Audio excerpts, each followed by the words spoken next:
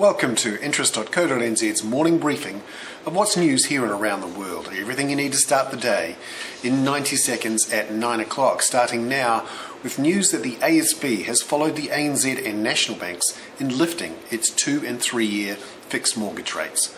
Both banks are passing on higher wholesale funding costs to customers.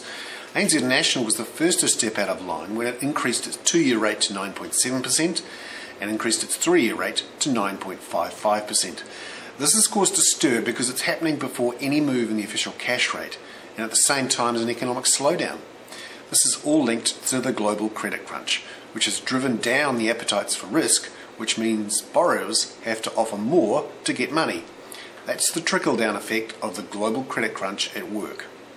Elsewhere, there's more news that the American economy is in deep trouble. Economic growth figures out last night show the US economy grew at an annual rate of just 0.6%. That was much less than economists' forecasts and came at the same time as claims for the dole rose 19,000 last week. That was the worst week since Hurricane Katrina. Meanwhile, US Federal Reserve Chairman Ben Bernanke warned overnight that some small banks in the US are likely to fail. He said the big international banks are in good shape after raising $75 billion of capital, although he says he'd like them to raise a bit more. That was 90 seconds at 9 o'clock. I'm Bernard Hickey for interest.co.nz.